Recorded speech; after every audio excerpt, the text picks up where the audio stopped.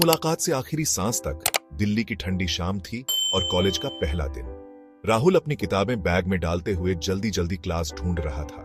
अचानक उसकी नजर एक लड़की पर पड़ी, अन्वी। सफेद दुपट्टा हवा में उड़ता हुआ, बाल थोड़े चेहरे पर बिखरे हुए।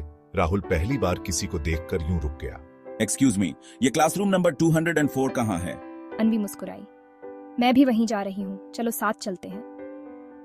बस वही पहली मुस्कान राहुल के दिल में हमेशा के लिए कैद हो गई। दोस्ती का सफर धीरे धीरे उनकी दोस्ती गहरी होती गई। कभी लाइब्रेरी में पढ़ाई के बहाने बातें, कभी कैंटीन में चाय पर हंसी मजाक। राहुल हर दिन सोचता, कभी बोल पाऊंगा कि मैं उसे कितना चाहता हूं। अन्वी भी महसूस करती थी कि राहुल उसके लिए खास है, लेकिन उसने कभी जताया नहीं। इजहार 3 साल गुजर गए। आखिरी साल का आखिरी दिन था। कॉलेज के गार्डन में जहां दोनों पहली बार बैठे थे, राहुल ने हिम्मत जुटाई। उसने कहा, अन्वी, जिंदगी में बहुत लोगों से मुलाकात हुई, पर किसी ने मुझे यूं पूरा नहीं किया जैसे तुमने किया है। क्या तुम मेरी हमेशा रहोगी? अन्वी की आंखों में आंसू आ गए। मुस्कुराते हुए बोली, मैं कब से यही सुनना चाहती थी राहुल। हाँ, हमेशा।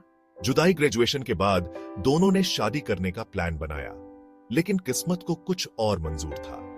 अन्वी को अचानक एक गंभीर बीमारी हो गई। डॉक्टर्स ने कहा कि उसके पास बस कुछ साल ही हैं। राहुल टूट गया, लेकिन उसने हार नहीं मानी। उसने कहा, अन्वी, चाहे वक्त कम हो या ज्यादा, मैं हर पल तुम्हारे साथ रहूंगा। आखिरी पल कुछ साल बाद अन्वी अस्पताल के बिस्तर पर थी। राहुल उसका हाथ थामे बैठा था। अन्वी ने धीमी आवाज में कहा, राहुल, अगर अगली जिंदगी मिली तो फिर से सिर्फ तुम्हारी हो जाऊंगी। और फिर उसने आंखें बंद कर लीं। राहुल ने उसकी मांग में आखिरी बार सिंदूर लगाया और कहा, अन्वी, तुम चली गई हो, लेकिन मेरी हर धड़कन में हमेशा रहोगी।